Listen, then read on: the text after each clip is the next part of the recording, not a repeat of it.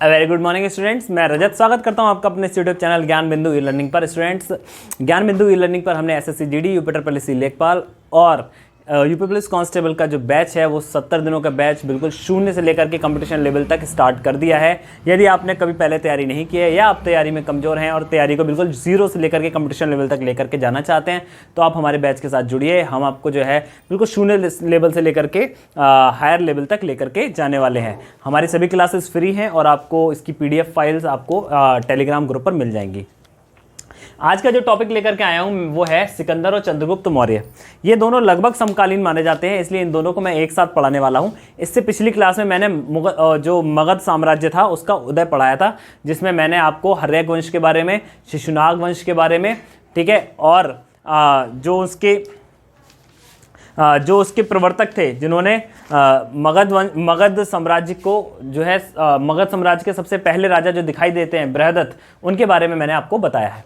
आज का जो टॉपिक है वो सिकंदर और चंद्रगुप्त मौर्य है। सबसे पहले हम सिकंदर के बारे में बात करते हैं।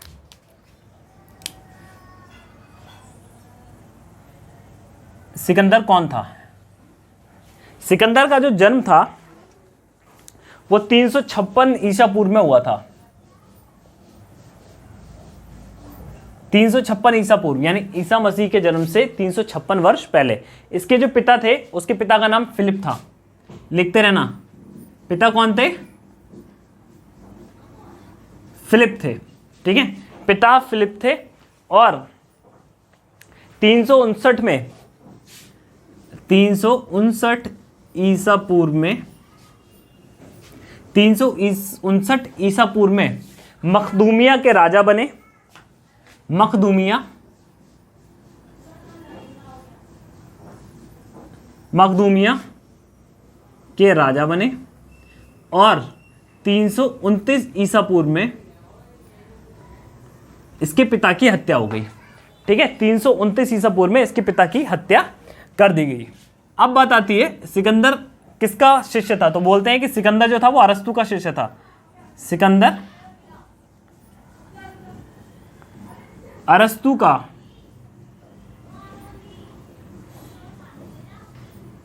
शिष्य था। ठीक है, इसने क्या किया? इसने एक प्रण लिया था कि मैं जो है पूरी दुनिया पर विजय करना चाहता हूं। बहुत ज्यादा महत्वाकांक्षी व्यक्ति था, ठीक है, और बहुत कम उम्र में इसने जो है युद्ध करना शुरू कर दिया था। 356 ईसा पूर्व में इसने क्या किया? इसका जन्म हुआ था और 326 ईसा पूर्व में इसने 326 ईसा पूर्व में इसने भारत विजय अभियान शुरू किया। क्या किया? भारत विजय अभियान शुरू कर दिया इसने। यानी देखिए कितने साल हो गए? केवल 30 साल की उम्र में ये भारत विजय करने के लिए वहां से निकल पड़ा था। अब जब ये भारत विजय करने के लिए वहां से निकल पड़ा तो ये उत्तरी भाग से ऊपर से घुसा। ठीक है, उत्तरी भाग से जब घुसा तो इसकी जो सामना हुआ वो पंजाब और सिंध के राजा पोरस से हुआ। ठीक है, किससे हुआ? पोरस से भिड़ गए और ये तो अपनी जीत के लिए निकल पड़ा था। वहां पोरस को डिफेंड करना था। पोरस भी अपने आप में बहुत ज्यादा मजबूत और बहुत बेहतरीन राजा था, मजबूत राजा था। युद्ध कला में उसके पास सेना भी बहुत अच्छी थी और बहुत ही ज्यादा अच्छे तरीके से उसने जो है सिकंदर के साथ में युद्ध किया। ठीक है, अब क्या हुआ? सिकंदर की जो सेना थी वो व्यास नदी के पश्चिमी तट पर पहुंच गई। ठीक है, व्यास नदी के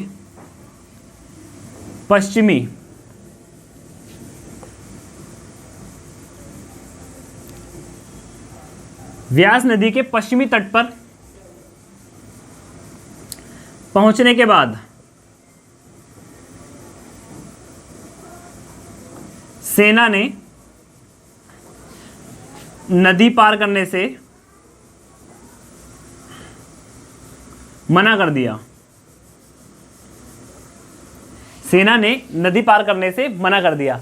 एक बहुत ही अच्छा किस्सा सिकंदर और पोरस का याद आता है। जब पोरस को सिकंदर के सैनिकों ने पकड़ लिया और उसको बादशाह के सामने, सिकंदर के सामने पेश किया गया, तब पोरस ने तब सिकंदर ने बोला कि बताइए हम तुम्हारे साथ क्या करें, तेरा क्या किया जाए। तो सिकंदर और पोरस ने बोला था कि एक राजा जो दूसरे राजा के साथ करता है वही आप मेरे साथ कीजिए। तो इस चीज़ को देख करके जो है सिकंदर का बहुत ज़्यादा दिल पसीज गया था और उसने बोला कि तुम एक सच्चे राजा हो। तो ये एटीट्यूड था पोरस का, है ना। पोरस का एटीट्यूड यही था, वो बिल्कुल राजा था और राजा वाली उसके अंदर एटीट्यूड था। व्यास नदी के पश्चिमी तट पर पहुंचने के बाद में सिकंदर की सेना ने पार करने से क्या कर दिया, मना कर दिया और 325 ईसा पूर्व में वापस लौट गया। ये 325 ईसा पूर्व में 325 ईसा पूर्व में वापस लौट गया।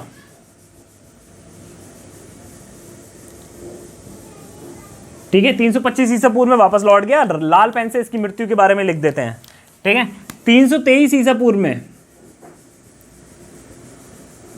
323 ईसा पूर्व में इसकी मृत्यु हो गई।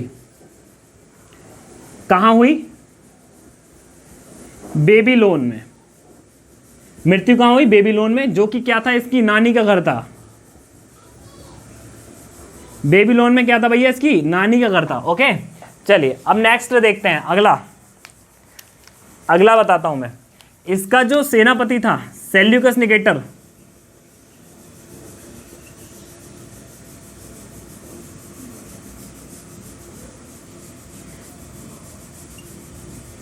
सेनापति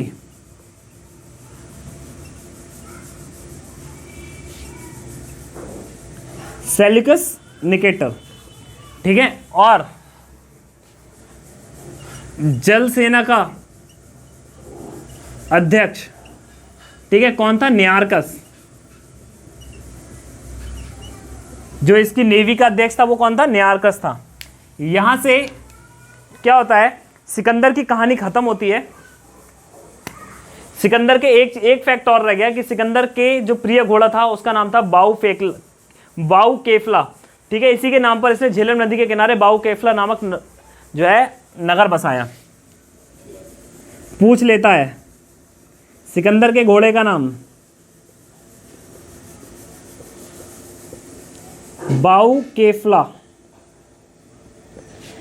इसी की याद में झेलम नदी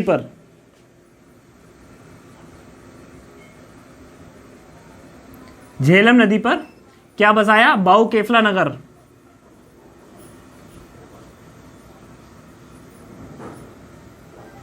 बाऊ केफला नगर इसने क्या किया? बसा दिया। अब बात आती है कि सेल्यूकस निकेटर, अब क्या हुआ, जब सिकंदर वापस लौट गया तो सेल्यूकस निकेटर कुछ समय तक जो था वो भारत में ही था। और सेल्यूकस निकेटर ने अपनी बेटी की शादी किससे की थी? चंद्रगुप्त मौर्य से। किससे की थी? चंद्रगुप्त मौर्य से। आइए देखते हैं चंद्रगुप्त मौर्य के बारे में, उसके बाद में देखते हैं क्या है स्टोरी आगे बढ़ती। ठीक है, सिकंदर के बारे में ये इंफॉर्मेशन थी, यहीं से सवाल पूछे जाते हैं। सिकंदर क्या था, कहाँ का था? तो बोल देंगे मखदूमिया का था। कहाँ का था? मखदूमिया का था। मृत्यु कहाँ हुई थी? बेबीलोन में हुई थी। इंपॉर्टेंट सवाल बताता जा रहा हूँ। भारत विजय पे कब निकला? 326 ईसा पूर्व में निकला। जन्म कब हुआ? 356 ईसा पूर्व में हुआ। सेनापति कौन था? सेल्यूकस निकेटर था। जल सेना का अध्यक्ष कौन था? तो नियारकस था। जो फेवरेट घोड़ा था उसके घोड़े का नाम था बाऊ केफला।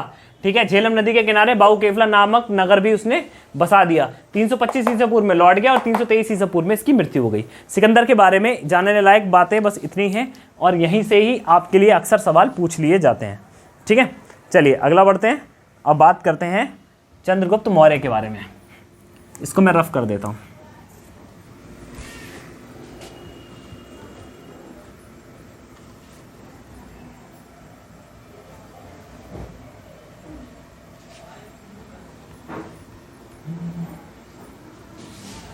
चलिए, हेडिंग डालिए चंद्रगुप्त मौर्य।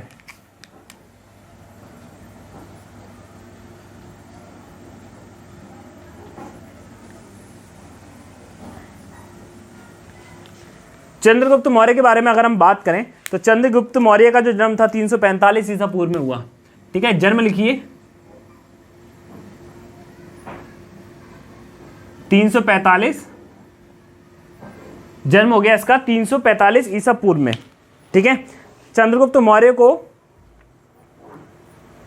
साइंड्रोकोटस भी कहा जाता है। ठीक है, चंद्रगुप्त मौर्य को साइंड्रोकोटस भी कहा जाता है, लेकिन इसको लिखने की आपके लिए कोई जरूरत नहीं है। अगला देखते हैं, चंद्रगुप्त मौर्य ने किसको हराया? घनानंद। घनानंद कौन था? नंद वंश का अंतिम शासक।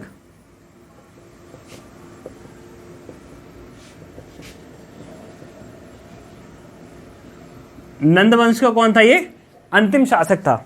और इसको हराने के लिए जो मदद की वो किसने की थी? कौटिल्य ने। कौन? कौटिल्य, जिसे आप चाणक्य भी बोलते हैं। चाणक्य ने इनको जो है बहुत ज्यादा मदद की थी। किसके लिए? युद्ध करने के लिए। ठीक है, और ये कब बैठा? 322 ईसा पूर्व में मगध की गद्दी पर बैठा। 322 ईसा पूर्व में मगध की गद्दी पर ये बैठ गया था। ठीक है, इसके बाद में जो कौटिल्य थे इसके कौन बने? प्रधानमंत्री बने। कौटिल्य कौन बने? इसके प्रधानमंत्री बने। किसके? चंद्रगुप्त मौर्य के। ठीक है, और इन्होंने एक अपनी किताब लिखी, किताब का नाम था अर्थशास्त्र। क्या नाम था? अर्थशास्त्र। ये सारी चीज़ें आप नोट करते जाइएगा, आपको बहुत ज़्यादा फायदा मिलेगा। ठीक है, अब बात आती है, इसके कुछ युद्ध चलते रहे, लेकिन एक उल्लेखनीय युद्ध है 305 ईसा पूर्व में। इसने सेल्यूकस निकेटर को हराया। सेल्यूकस निकेटर को किसने हराया? चंद्रगुप्त मौर्य ने 305 ईसा पूर्व में।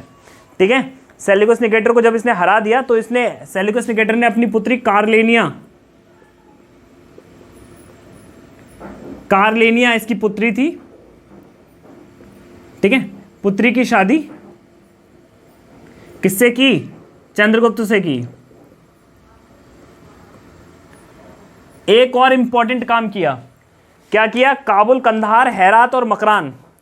काबुल, कंधार, हेरात और मकरान लिख लीजिए। काबुल, कंधार, हेरात, मकरान, ये 4 राज्य इसको दहेज में दिए या उपहार में दिए। ये 4 राज्य क्या किए? इसको दहेज में दिए और उपहार में दिए। कौन सा? काबुल, कंधार, हेरात और मकरान। दोस्तों, ये वही काबुल, कंधार, हेरात, मकरान है जो अभी अफगानिस्तान में है, और इसके इनमें अभी जो है लड़ाई चल रही है ना। और जो तालिबानी लोग हैं और जो वहाँ के लोग हैं उनके बीच में कुछ संघर्ष चल रहा है इस तरीके से। वहाँ पे जो है सरकार परिवर्तन हो रही है, तालिबानों की सरकार आने की उम्मीद है। तो ये वही जगह है। वहाँ तक भारत के, देखिए, पाटलिपुत्र में रहने वाला आदमी वहाँ तक राज्य करता था। उस समय भारत अखंड भारत हुआ करता था, बहुत बड़ा। ठीक है, अब तो ये अफगानिस्तान और ये छोटे छोटे देशों में टूट गया, लेकिन वहाँ तक चंद्रगुप्त मौर्य राज किया करता था। ठीक है, आगे देखते हैं। चंद्रगुप्त मौर्य बाद में जैन बन गया। क्या बन गया? बाद में जैन बन गया। जैन बन गया किनकी? उसमें भद्रबाहु की में। भद्रबाहु ने दीक्षा दी। ओके, भद्रबाहु ने इनको क्या दी? दीक्षा दी, और ये क्या बन गया? जैन बन गया बेटा। ठीक है, जैन बन गया। और उसके बाद में, जैन बनने के बाद में